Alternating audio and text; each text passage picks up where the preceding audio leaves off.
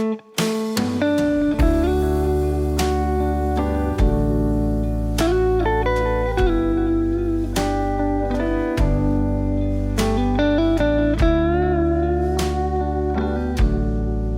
so welcome, Mike Perham, to the next episode of the 5-Minute Update. We're here to talk about, you and I are members of the Licensing Executive Society, and we've got an upcoming annual meeting, which was the subject of our last podcast, not the one you and I did, but that we did through the 5-Minute Update. But you are working with a group on putting together, if not moderating, a panel, a keynote, I believe. And I wondered if you could tell us a little about, just briefly, just remind those who haven't listened, when's the meeting coming up and generally what's it about, just in a sentence or two, and then tell us about the keynote panel you've been working on. Yeah, absolutely. Thanks for chatting with me. So we're having the annual meeting, the first annual meeting in person in 3 years in San Francisco. The main content is on October 16th and 17th, and of course we'll have a little before on the 15th, a little after. And I'm excited to be interviewing the general counsel of Altos Labs. So some people may have seen the news early this year, late last year, when Altos Labs sort of like stepped out onto the podium there, and they raised $3 billion almost immediately, and recruited a bunch of very elite scientists and leaders. It's a project with at least 4 Nobel Prize winners involved in various capacities. Some of the names of the backers are floating or out there in space. Jeff Bezos has been linked to it. I can't confirm anything. We'll find out, I think, a little bit about that when we talk to Laurie Hill. So Laurie is the general counsel, one of the original employees of Altos Labs, and she's had a long career representing, Thermo Fisher, Genentech, and other big biotech companies, and she has a passion for this really innovative stuff. I have a real interest in this curiosity-based research, which is what Altos Labs will be starting with. That's sort of the design behind the large amount of money and a focus on what we're calling cellular rejuvenation. So I'm excited to hear more from. This is just let me interrupt you just quickly, because I think you know more about this than most people listening. And actually, I'm going back to your initial comment about people watching the news. I was amazed last night when and I'll publish this fairly quickly so that this is current. But when NASA was crashing the spacecraft into the asteroid, which from what I could tell was headline news almost everywhere, I mentioned that somewhere I was at, which was quite a few people who are postgraduate education, and the response I got back was, NASA what? Asteroid what? So I'm not sure people actually read the news.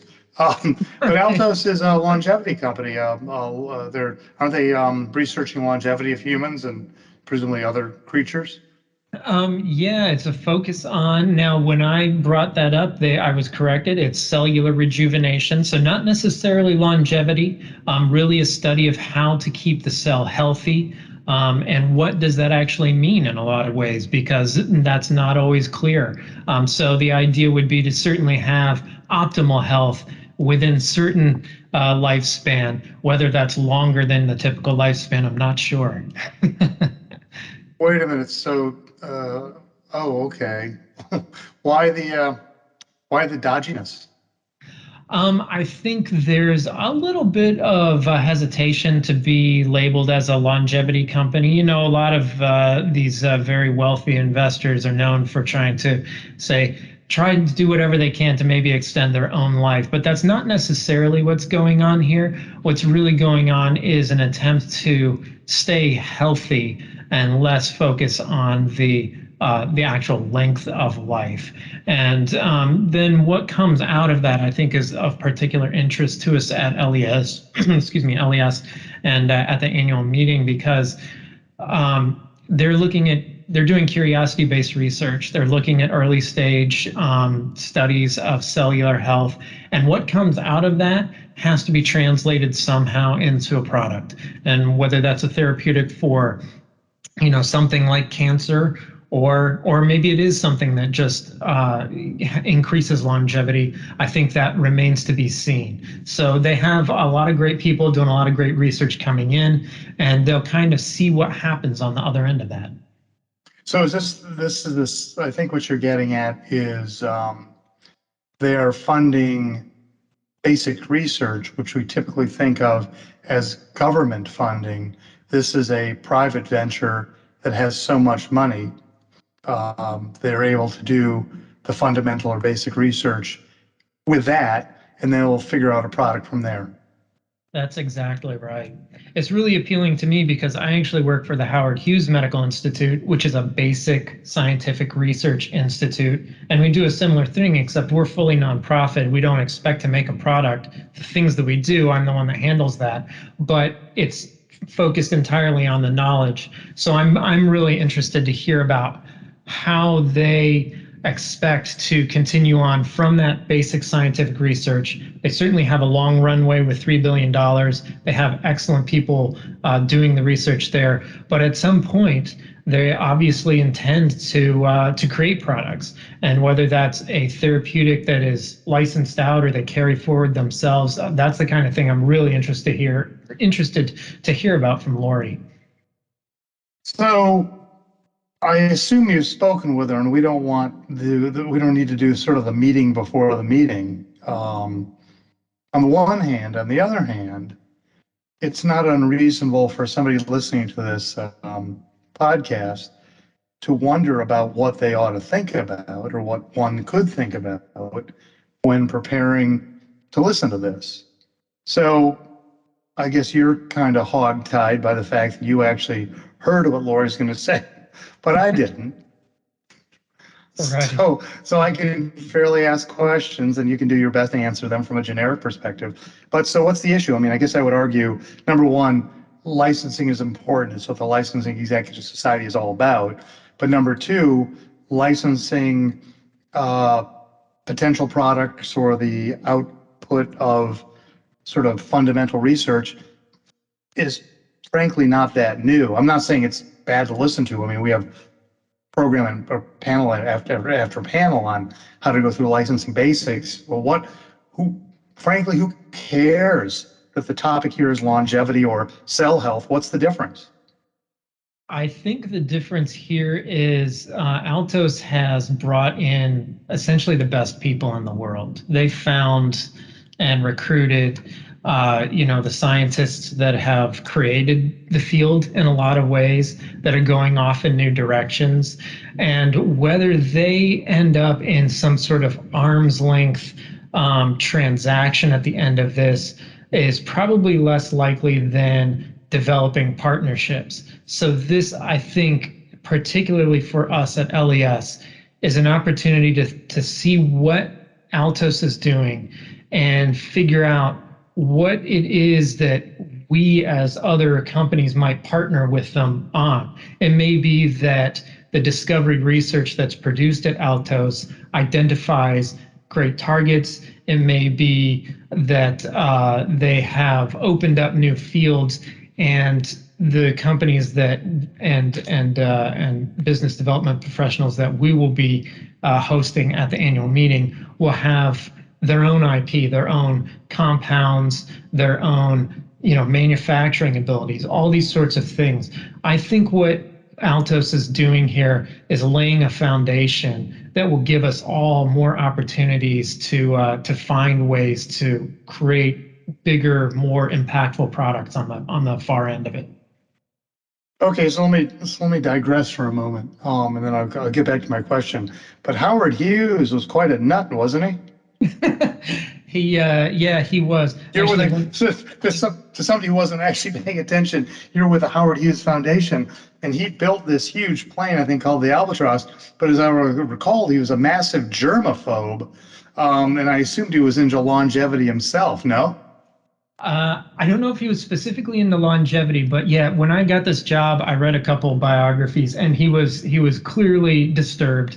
And one of the reasons was he grew up in Houston, where I grew up, but he grew up in the early 1900s when there was not air conditioning or a lot of like cleanliness, and people would die from these infections. And both his parents did when he was only 19 years old. So he carried that forward, and then with some obviously inborn mental issues, he became a huge hypochondriac. And there was a big movie that Leonardo DiCaprio was in.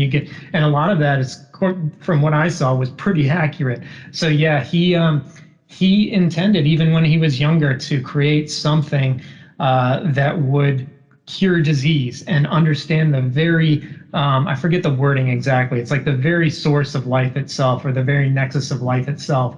And I mean, he got really wacky at the end, and it was only by an accident, in my opinion, that it actually did come together. But fortunately, for a lot of us, for me working here, and for a lot of us who benefit from it, it did come together. But yeah, by the end, he was an absolute whack job. What did his, other than building this huge plane, which again, the thing was called the Albatross, what was wasn't he into publishing? I've forgotten much about what he made his money in.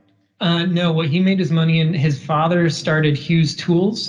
He created the diamond bit for drilling for oil, and right when Texas was opening up with the big boom. And actually, I tell that story when I talk to people here. This is a medical facility, but I have it's at my home office. I have a big poster of the original patent that his father got, and it's kind of like the source of all the money. So he had a monopoly on drilling tools for a long time in the oil industry, and Hughes Tools was the foundation of it. Then he went in. Then Hughes Jr., the one who founded the place, went into movies, and then he went into aircraft, and that was what you're familiar with. The Spruce Goose was an offshoot of aircraft. Right. And then it actually turns out that one of the companies that he founded, Hughes Aircraft, it was what sort of established the endowment for Howard Hughes Medical Institute, because it was part of the institute, and then they sold it after he died. And I think around 1985, got $6 billion, and that became the endowment for HHMI. And GM bought Hughes Aircraft. I think now it's known as DirecTV. It's been spun off and changed so many times, but that's ultimately what happened. Well, it reminds me, when you talk about a father who really made all the money, and then a son who's a germaphobe, it reminds me of sort of a political parallel with one of our recent presidents, who will remain nameless. Yeah. Let's think real hard about that. But okay. So let's get back. So I think what you're saying, let's go back to the discussion of the upcoming keynote. I think I hear what you're saying is that you're asking the questions at this thing, so you should know what you're asking. But I'm getting the sense that you're not going to be asking Laurie, the general counsel, so much about how she plans to draft her contracts. That's completely uninteresting. Perhaps nor even the form, the form of, not so much the form as the contracts, as the form of the partnerships they will enter into. You'll ask about that. But it sounds like a big focus will be technology and how they plan to, as they go down the road of fundamental research, how and when they'll be reaching out potential partners, and conversely, when should potential partners reach out to them to see where they stand so that the potential partners could get involved. Is that where you're going with this? That's absolutely my plan. I think I'm fascinated with the structure of the thing, with this technology, and I think we have to hear that. But I'm absolutely interested to hear how we engage with it when these partnerships come up. The collaborativeness.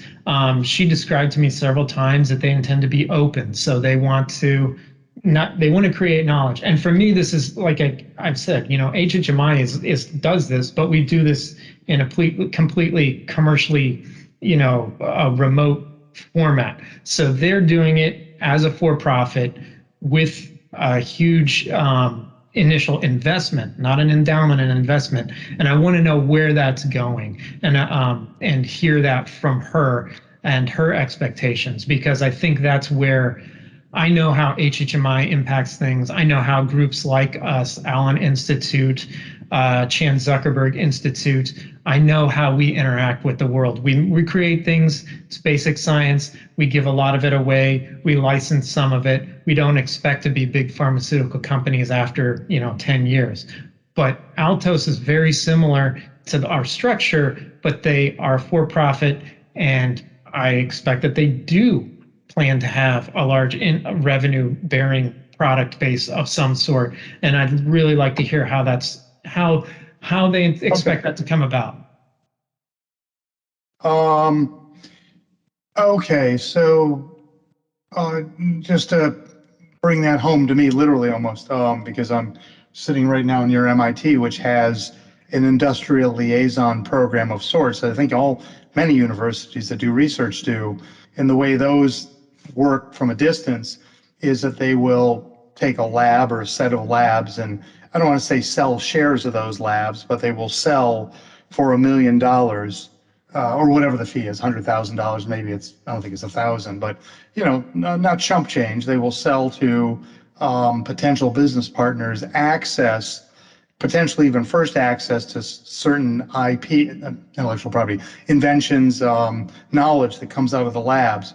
And I think that's the same model you're referring to for Howard Hughes Institute, as well as the Allen Institute, which was, I assume, is the Microsoft guy. Is that what you're getting at? Which is how does a for-profit actually handle something that not-for-profits, universities and the like, are quite good at? I think there's something to that. We actually work a little differently. So because HHMI has its own, is pretty independent of itself as well. We don't take any outside funding. We have an enormous endowment of like $26 billion or something like that. It's all self-funded. So a lot of this is totally philanthropic activity. And what I see with Altos Labs, CZI and Allen are largely similar in those respects. What I see in Altos Labs is some of that same sort of maybe going into it with that attitude. They've got $3 billion from the beginning, and they've got some of the best people in the world from the beginning. They're not scrapping. They're not trying to sell things now. I want to know what it is they will be selling when they get to a point where they want to interact with the rest of the world. What will that look like? I expect it to be collaborative development for more clinically experienced companies, even though they will have an Institute of Medicine alongside an Institute of Science and computational experts and so forth. That's what I'm expecting to hear a little bit more about. Where are they going to interact with us, the rest of the world, and put their technologies, their people, their activity, their research out there? So do you approach this with a touch of skepticism? I mean, I'm not involved in it, but to me, there's something about fundamental research being done by governments which aren't looking for anything in return. I mean, maybe what they get out of those golden toilet seat awards, or the whatever Harvard gives out, finger of fate or whatever it is. But do you approach it with a bit of skepticism, or do you think this is the way of things to come? Which I would be surprised if you said that you think it is. I definitely, having been in this business for a little while, have some skepticism toward it. I know that when I bring this topic up and tell people about Altos Labs, there tends to be even more skepticism. And like you said in the beginning of our conversation, it's longevity, and there's this thing that old rich guys are just looking for a way to live forever. So certainly there is that. I have that skepticism going in. But I also understand that I think it's been discussed that a lot of low-hanging fruit has been addressed in biology, in therapeutic development, and so forth. So how do you get to what do you need to do to really make a transformational technology? And maybe this is the way. I'd really like to hear whether that's what Altos is thinking, or maybe it's just a big gamble. What do you see? I mean, while we're here, might as well talk about it. You guys you guys have funding. You have this great Howard Hughes money, but I suspect you partner with the government, which is sort of not an infinite source. So you don't partner with the government? No, we actually don't partner with anybody at all. It's all self-funded, and it's essentially distributed to the rest of the world through a lot of open science ways. But I do actual licensing. So with for-profit companies, we do actual commercial deals. What's the size of your budget versus, say, National Institutes of Health? How much money do you? Yeah. It doesn't really compare. So we will spend probably around $1 billion a year, given the size of the endowments, because our endowment is supposed to live forever. Some of the other organizations, it's not. Gates Foundation, it's not supposed to live forever. It's supposed to live 20 years past the death of the last Gates. It's things like that. Ours is supposed to live forever. So you spend about $1 billion, and then your finance guys or investment guys keep making money, so it lives forever. So we spend about $1 billion, where NIH spends, like hundreds of billions or something like that. So we're dropping the bucket, but that's where we're similar to like Altos Labs here is HHMI investigators are supposed to be the best of the best. They're chosen after an application process. There are 29 Nobel Prizes associated with the Hughes program. You see me rolling my eyes? I do, but I mean, that's what it is. So it's a different. So here's the fundamental thing with HHMI is it's people, not projects, and this gets replicated and imitated a lot because you find very good people and you give them money and then you go away and then you come back 7 years later and you say, what did you do? Was it good? Did it change science? And if not, you're no longer part of our organization. It's really high level of threshold for maintaining an investigatorship. But it worked. Like a disaster. It's been going on for 40 years. Where? Oh, do you guys do the same thing? Yeah, that's what we do. Yeah. What they will do, I don't know how they will evaluate their scientists, but that's how Hughes works. Okay. I mean, there's something to tenure, right? I mean, certainly there are bad professors out there, but oh well. I guess there's a lot to talk about. This to me, as an East Coast guy, this to me sounds like a West Coast thing, which is you pump a god awful amount of money and claim you've got the best people in the world, and the next thing you know, it falls apart because everyone hates each other. We'll see. I mean, I will admit that they got some of the best people because they took some of our best people. So we had already vetted them. Well, they missed you, so that's it. So Yeah. they lost out on one thing at least. Right, yeah. Oh well. Oh well. Okay, well this should be interesting. I hope you are you going to I mean, one quick last sort of aside. How do you prepare for this? Because I hope you just don't ask softball questions. I've been, reading the articles, going through their backgrounds. I've had 2 conversations with Laurie, and I'll have one more before we actually jump into it. So I won't be too softball, but we'll also have space for questions at the end of the keynote. So anybody else who's ready to ask their question, that's the time. Well, you got to assume, as you and I both know, there'll probably be, if it's a keynote, there'll probably be 150 people in there, maybe 200. Yeah. And who knows what agenda they have. Yeah, that's true. So it's all on you, dude. Don't screw it up. I will be hard. All right. Well, Mike Perham, that's excellent. Thanks. I think this is